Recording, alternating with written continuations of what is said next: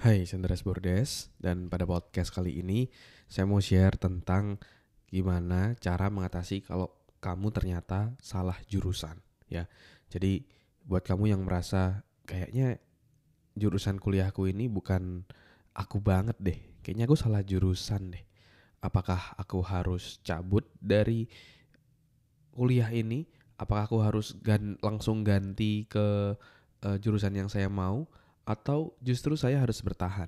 Nah, kalau kamu lagi di pertanyaan seperti itu, kamu coba dengarkan episode ini sampai selesai.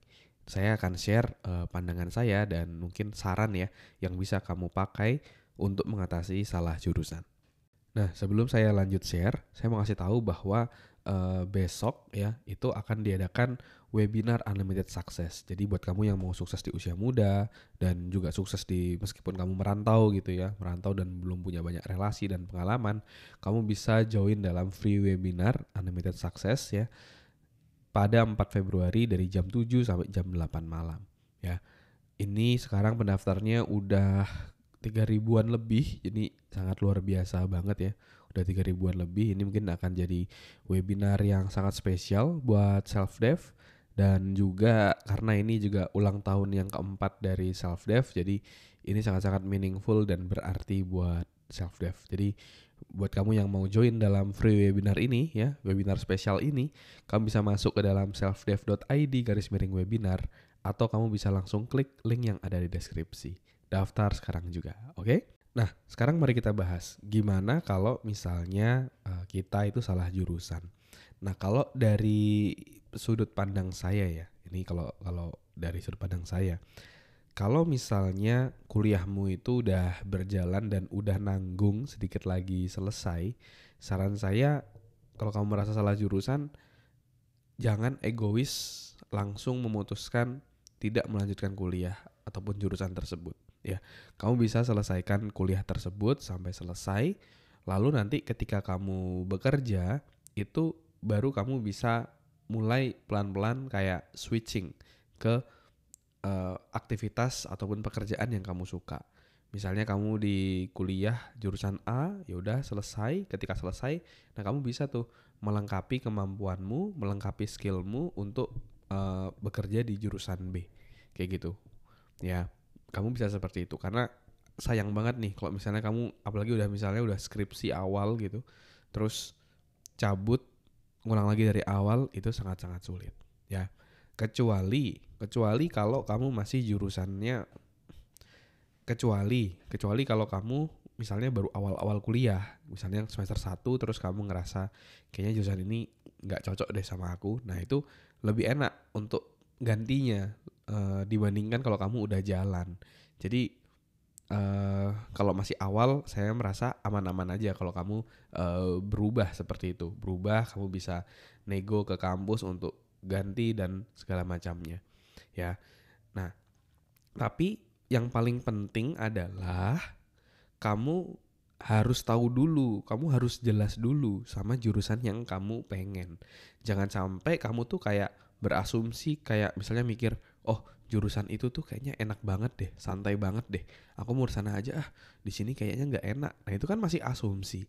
Belum tentu ketika kamu masuk ke sana itu enak seperti apa yang kamu bayangkan gitu. Bisa jadi nggak enak kayak gitu, ya. Misalnya kamu mikir, aku mau masuk psikologi aja. Di psikologi kayaknya nggak ada statistik, nggak ada angka-angka. It's totally wrong gitu. Saya dulu juga mikir kayak gitu. Psikologi kayaknya nggak ada angka-angka deh. Aku bisa masuk sana mempelajari konsep tentang perilaku manusia dan kenapa manusia berperilaku sesuatu. Dan ketika masuk ternyata ada yang namanya psikometri.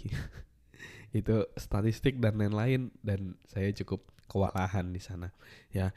Nah, jadi intinya adalah saran saya kamu bisa bertanya dulu secara jelas kepada orang yang sudah pernah melewati hal tersebut. Jadi contoh misalnya, aku kayaknya passionnya di kedokteran deh misalnya. Nah kamu cari orang yang udah berhasil jadi dokter, misalnya circlemu kayak gitu ya. Cari siapa, minta waktu untuk tanya-tanya aja gitu. Kak, sorry aku lagi milih jurusan kuliah dan aku lagi bingung. aku boleh tanya nggak sedikit tentang jurusan kedokteran ke kakak gitu, atau jurusan lainnya ya. Kamu bisa tanyakan hal seperti itu. Dan ini yang saya lakukan dulu ketika saya memilih jurusan kuliah.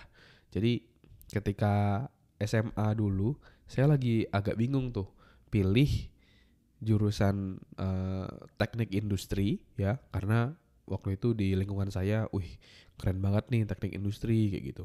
Terus ada juga pengen di dunia kedokteran, dan yang ketiga saya ngerasa kayaknya hati saya di psikologi deh gitu. Kan saya galau tuh, saya bingung, saya mau pilih yang mana kayak gitu. Mikir apakah kalau masuk psikologi itu duitnya lebih rendah dari kedokteran kayak gitu.